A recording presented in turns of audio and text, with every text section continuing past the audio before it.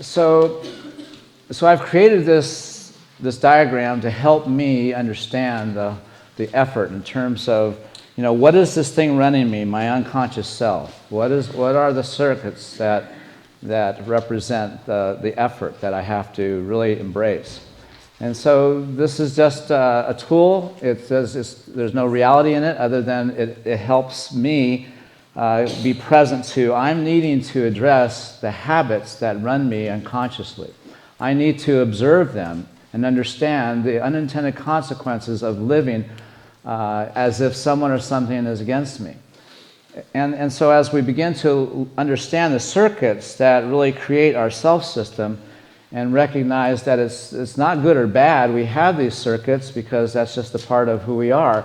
It's because we no longer have the sense of empowerment or a sense of being able to really have capacity in our life. We feel a victim or we feel victimized by what we're having. And that's the unfortunate thing. So what I've created for you is a diagram that's labeled How Our Habits Habituate Us to the Habits of Scarcity, Judgment, and Struggle.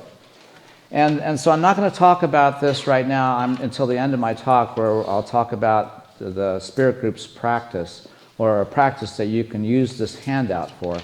But suffice to say that whenever we're run by our habits of being, or lost in a sense of unconscious way of being with what we're having, we allow the world to modulate us. We become susceptible to the belief in separation, and that creates the habits of having not enough, the habits of finding fault or criticizing or judging, and the habit of really struggling to have any sense of empowerment or any sense of fulfillment in our life.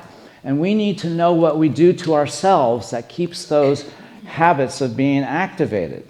And without an intervention, without a practice that helps us awaken so that we can reprogram these circuits, our life just runs automatically. And just all you have to do is get in your car and you realize that your body knows how to drive better than you do. I mean, when somebody shows up in front of you and you swerve, you didn't think to do that. Your body did that because it's trained to do that. Our body is trained to do all sorts of things, but it's also trained to feel not enough. It's also trained to feel like it doesn't measure up. We have trained ourselves based upon what we've allowed to become a part of our identity or a part of our belief system. And until we expunge those elements of what drives our conscious understanding and our meaning making, we become susceptible to being victims in our life. And the other diagram that you're taking home is to understand that we have our life how our life is. In other words, we need to understand how we're having our life.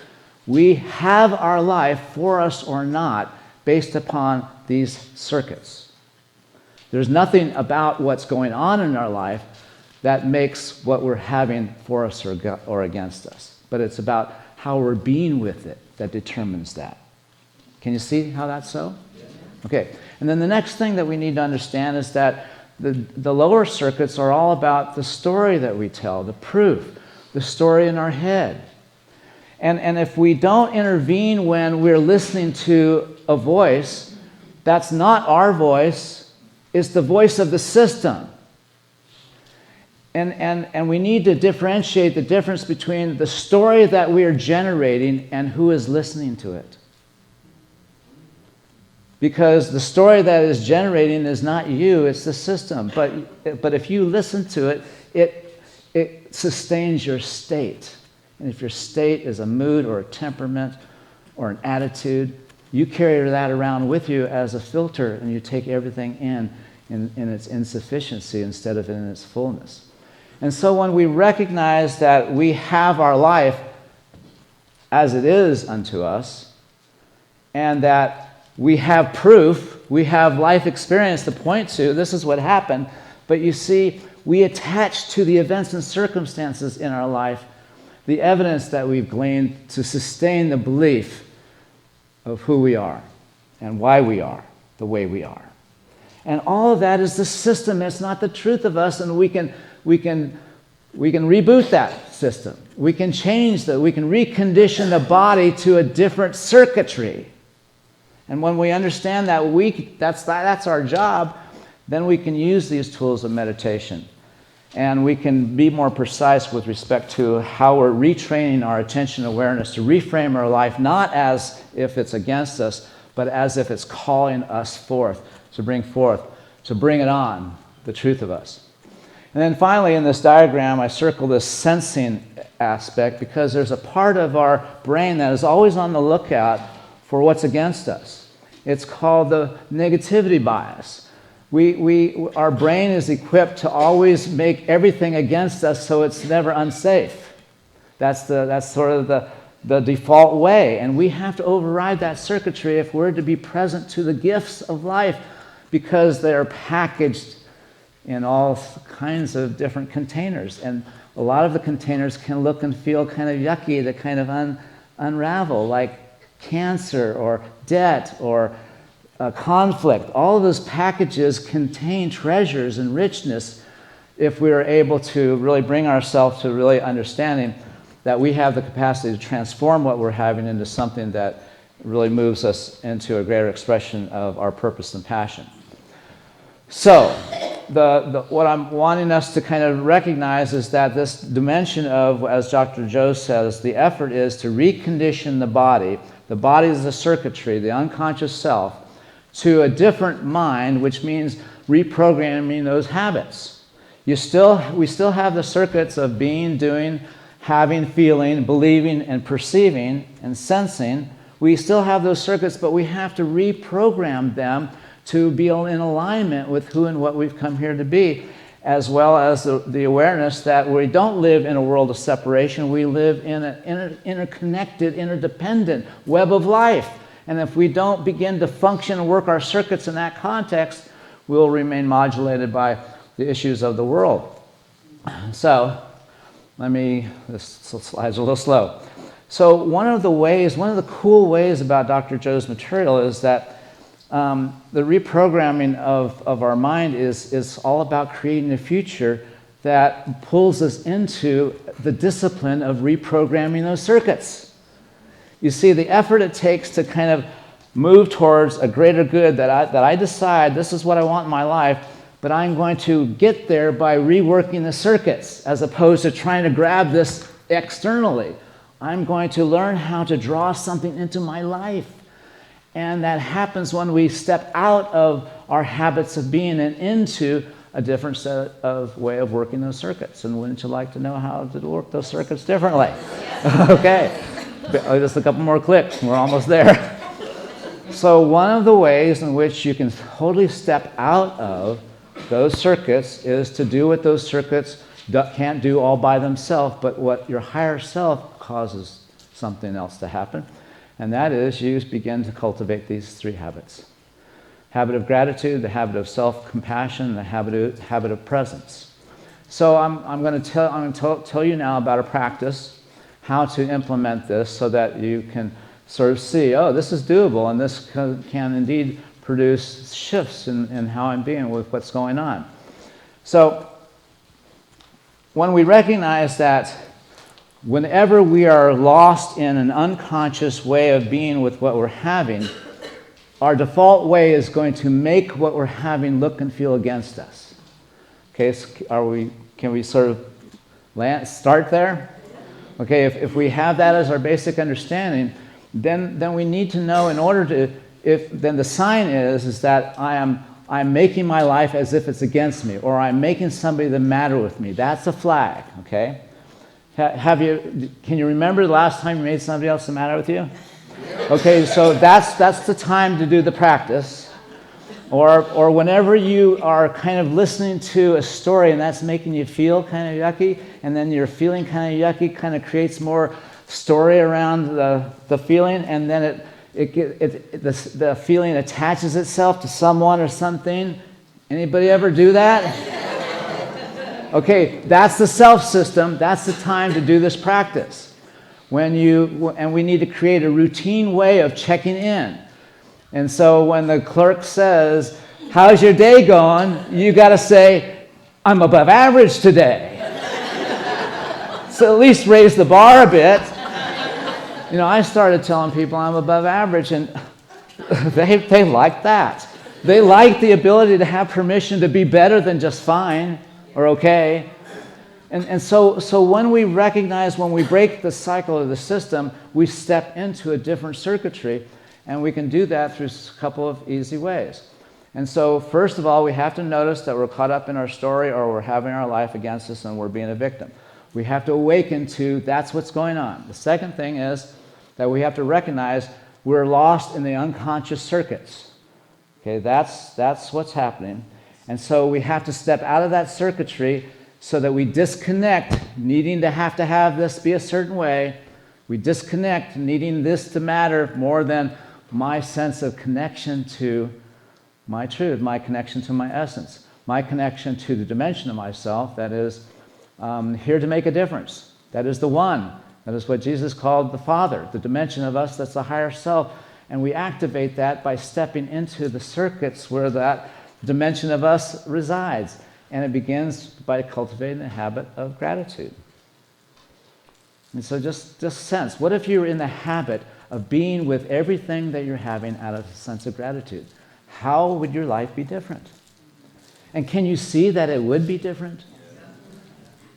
Okay, and then the next thing is to try it out and actually experience it being different.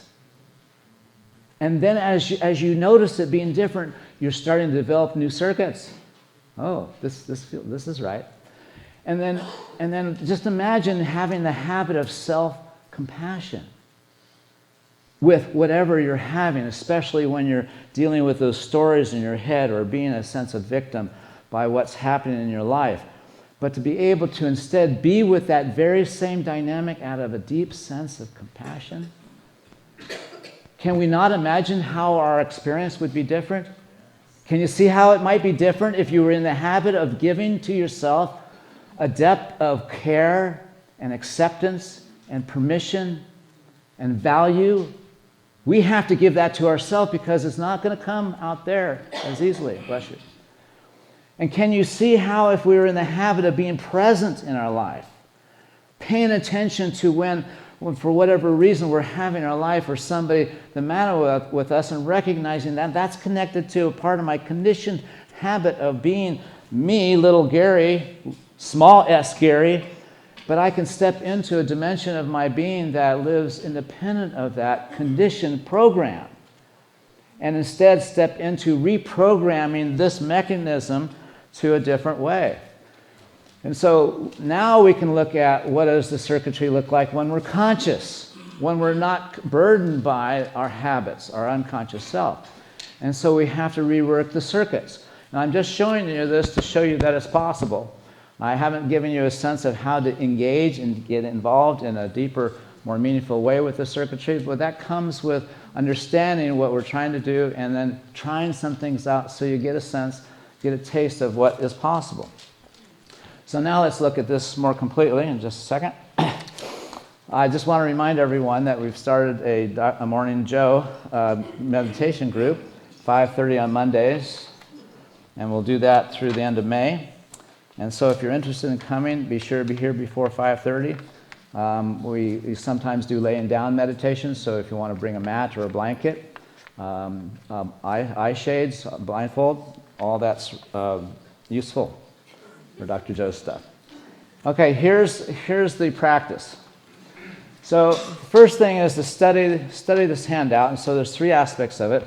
The first is to give you a detailed, drilled down sense of what is, when we talk about habits of being, doing, having, and so on and so forth, we want to have a sense of what is being identified there. So for instance, our habits of being are moods. Anybody ever be in a mood? And if we stretch out the mood, it becomes a temperament. And if you stretch out and live in that temperament, it becomes your attitude. And if you have that attitude for a long time, it's going to be who you are. And so if we don't know that these are programs, they're not the truth of us, we won't do anything to shift it, to change it. So study the handouts and then find examples in your own personal life where you can see your unconscious ways showing up. And you can use this as a guide to kind of see where you're anchored in those unconscious circuits. And then routinely monitor your emotional state. When you find yourself in some kind of funk, ask yourself, how am I having my life right now? We have to begin to understand that we have our life the way it is unto us. And so when we understand that, then we can be in the question, well, how do I want to have my life unto me? Well, obviously, we don't want to have it as if it's against us. We want to have it as if it's for us, but we can't have it as if it's for us until we own what we're having. If we're still saying this is somebody else's problem or fault or reason, then we're not in the arena of transforming our own life. And then what story arises as you make sense of how you are feeling? Most of us, when we are emotionally altered in an uncomfortable way, we instantly go to creating a story about what's happening and then affix to the story externally the various elements of why we're feeling the way we're feeling. And then those feelings recreate the story or deepen it or create nuances that make this reality more vivid to us, and that we never are challenged because our stories are our truth. Everybody's story is their truth, but is your truth working for you? That's the issue. Okay, now notice how your stories in your head are supported by outer conditions. We always go outside of ourselves for evidence to understand how it is we feel the way we feel. We never look for the source of our discomfort inside as a limiting belief. It's our not enough. It's our inadequacy. It's our sense that we don't matter. That's the source of our discomfort. And if we are trying to manage that by trying to change the outer, we're not dealing with the real problem. And then finally, are you able to experience an emotion without creating a story about how your life has you? We have to stop. And I'm guilty of it too, but you see, I no longer can afford allowing myself to get away with having somebody else the matter with me. It doesn't serve me, and it doesn't serve the world. And it's really important that we create a community that really is serious about this work, if it's to have a depth of impact in our lives. And that's the game that I want to play. How about you? Yes. All right, God bless.